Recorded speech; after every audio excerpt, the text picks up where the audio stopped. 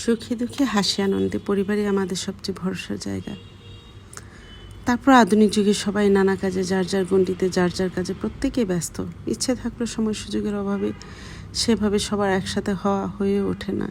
তারপর হাজার ব্যস্ততাকে দূরে ঠেলে গত শনিবার আমার শ্বশুর পরিবারের সবাই একসাথে আমার বাসায় এক মহামিলন হলো সবার। অনেক দিন ধরে প্ল্যান ছিল, বাট নানা রকম ঝামেলা হয়ে উঠছিল না এই প্রোগ্রামটা, আর সবার সময় সুযোগও হয়ে উঠছিল না। তো যাই হোক, আয়োজন সব মিলে প্রায় 50% ছিল।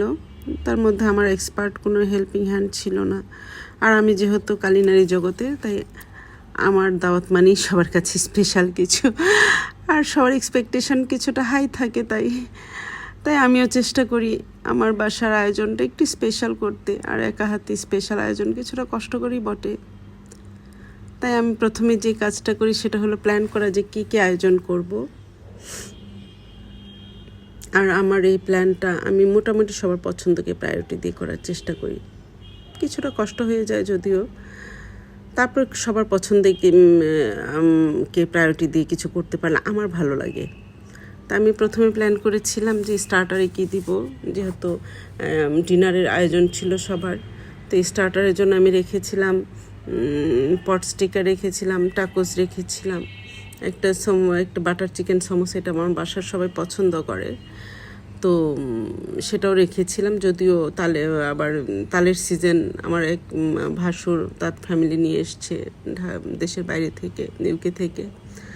তো তালের সিজন চলছে, ভাবলাম একটু তালের পিঠা করি, সেটা করলেও সবাই পছন্দ করবে, ভালো লাগবে। তো এগুলো ভাবছি, যদিও সবগুলি পরে আর স্টার্টার দেওয়া হয়নি, কারণ ওরা সবাই আসতে এত দেরি করেছিল যে প্রায় ডিনারের সময় হয়ে গিয়েছিল। তো সবগুলি স্টার্টার দিলে দেখা যাবে যে আর মেন ডিশ খাওয়া হবে না। তো আমি যে প্রথমেই যে বললাম যে আমি প্ল্যান করে ফেলেছিলাম, তো সেই অনুযায়ী যেহেতু আমার হাজব্যান্ড অসুস্থ ছিল, আমি সময় নিয়ে একটু কয়েকদিন আগেই বাজারটা সেরে ফেলেছিলাম। আমাকে বাজার করতে হয়েছিল, আমার ছেলেকে নিয়ে আমরা মা ছেলে বাজার করলাম। তারপর ফ্রোজেন খাবার যেগুলো পট স্টিকারটা, সমোসা, এগুলো আমি একে একে সময় নিয়ে এক এক দিন এক একটা বানিয়ে ফ্রোজেন করে রেখে দিয়েছিলাম, যে আসার আগে আগে জাস্ট ভেজে দিব। তো গেস্ট যেদিন এগুলো শেষ করে ফেললাম। তারপরে গেস্ট যেদিন আসবে তার আগের দিন, আমি প্রোগ্রামের আগের দিন আমি ডেজার্টগুলো সেরে ফেলেছি। তো ডেজার্টে ছিল আমার 3 লেয়ার মুস কেক ছিল, একটা বাকলাভা ছিল, ম্যাঙ্গো ডিলাইট ছিল। যেহেতু ম্যাঙ্গো ডিলাইটটা করেছি, যেহেতু মুস কেকটা এখানে ক্রিমের ব্যাপার স্যাপার থাকবে, বয়স্করা অনেকেই খেতে চাইবে না। তারপরে তো এই জন্য, আর ম্যাঙ্গো ডিলাইটের জন্য আমি একটা স্পঞ্জ কেক, ওটাও আমি ওভেনে করে নিয়েছিলাম। স্পঞ্জ কেক দিয়ে জাস্ট একটা ক্রিমে একটা লেয়ার ছিল, ম্যাঙ্গোর লেয়ার ছিল। এগুলো আমি ডিটেল রেসিপি পরে কোনো একটা সময় করে দিব। আর মুস কেকেরটা করেছিলাম, এটা সাধারণত বাচ্চাদেরকে প্রায়োরিটি রেখে, এবং আমার বড় ননাসের ছেলের বউ একবারও আমার কাছে খেতে চেয়েছিল। আমার ফেসবুকে কোনো একটা প্রোগ্রামে আমি পোস্ট দিয়েছিলাম তখন। তো ওকে মাথায় রেখে আমি ওই যে বললাম যে আমি সবসময় কিছু না কিছু এক একজনকে মেমোরিতে রেখে আমি এক একটা আইটেম সিলেক্ট করি, চেষ্টা করি এক একজনের এক একটা পছন্দের আইটেম রাখতে। তো আলহামদুলিল্লাহ ডেজার্টগুলো আমি আগের দিন সেরে রেখে দিন প্রোগ্রামের দিন সকালবেলা আগে আমি পিঠাটা বানিয়ে রেখেছিলাম। আর এই যে এখানে আমি টাকোজের ফিলিংটা রেডি করে রেখে, তারপরে টাকোজটা বানিয়ে ওটাও আমি পলি র্যাপ করে রেখেছিলাম, জাস্ট গেস্ট আসার আগে আগে আমি বেক করে দিব। তারপর প্রোগ্রামের দিন আবার বাকলাভাটাও আমি একইভাবে জাস্ট করে পলি র্যাপ করে বানিয়ে, যেহেতু সাথে সাথে এগুলো বানিয়ে আমি পলি র্যাপ করে রেখে দিয়েছিলাম। এগুলো আমি প্রোগ্রামের দিন সকালবেলা করেছি। জাস্ট আমার প্ল্যান যে সন্ধ্যার পরে এগুলো ফ্রেশলি বেক করে দিব, যেন ফ্রেশ টেস্টটা পায়। তারপর রান্নার ভিডিও ওভাবে নেওয়া হয়নি। যা যা রান্না করেছিলাম তা ছিল ইন্ডিয়ান স্টাইল, একটা ভেজিটেবল রেখেছিলাম, বাটার চিকেন কাবাব ছিল, গ্রিল প্রন ছিল। এটা আমার ছোট ননাসের ছেলের বউ খেতে চেয়েছিল, ওর প্রন খুব পছন্দ। তারপর হাঁস ভুনা ছিল, যেহেতু চালের রুটি করব, চালের রুটি ওরা দেশের বাইরে থেকে এসছে, আর আমার বড় ভাসুর খুব পছন্দ করে।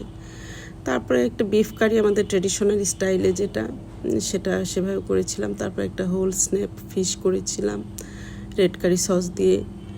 তারপর মুরগির কোরমা, এটা আমার বড় যা খুব পছন্দ করে। তারপর পোলাও, এগুলোতে অ্যাজ ইউজুয়াল একটু প্লেন রাইস করেছিলাম। আর এদিকে সবাই আসছে, একে একে চলে এসছে। আসার পরে গল্প করছিল, আমি এদিক দিয়ে এটা আমার যেহেতু রান্নাগুলো আমি আগেই সেরে রেখেছিলাম, তারপর এক একটা রান্না আবার গরম দিয়ে টেবিল সাজাচ্ছিলাম। তো ফাঁকে ফাঁকে এর মাঝে মাঝে আমি একটু একটু করে ঢু দিয়ে যাচ্ছিলাম, একটু অ্যাটেন্ড করে যাচ্ছিলাম, কারণ আসলে সব কাজ যেহেতু আমাকেই করতে হচ্ছে, করার কিছু নাই আসলে। তো ওরাই গল্প করছিল, মাঝে মাঝে অস্থিরও লাগছিল যে না আমি ওদের গল্পতে শরিক হতে পারছি না। তো এর মধ্যে আমার রান্নার সব কিছু, আমার টেবিল সাজানো রেডি, সবাই কে ডাকলাম, সবাই আলহামদুলিল্লাহ সবাই খেয়ে খুব পছন্দ করেছে। তো আসলে খাওয়াটা তো সব কিছু না, কিন্তু পরিবারের সবগুলি মানুষ একসাথে থেকে এই যে ছোট ছোট যে এক একজন দলগতভাবে আলাদা আলাদা করে ডিভাইড হয়ে, এখানে বাচ্চাদের এক একটা পোর্শন ছিল, মুরব্বীদের ছেলেদের আরেক রুমে ছিল। তো সব মিলিয়ে একটা সুন্দর সময় কাটিয়েছে। আর এদিক দিয়ে আমি একটু এদেরকে অ্যাটেন্ড করছিলাম। এর ফাঁকে আমার যেহেতু ডেজার্টগুলো আগেরই রেডি করা ছিল, তো আমার হাজব্যান্ড ছেলেরা মিলে ডেজার্ট টেবিলটা সাজালো। তো তারপরে সুন্দর সময় কাটালাম। তারপর ডেজার্ট খাওয়া দাওয়া শেষে আলহামদুলিল্লাহ সুন্দর একটা দিন কাটলো। আমার কেমন লাগলো সব কিছু জানাবেন। কোনো রেসিপি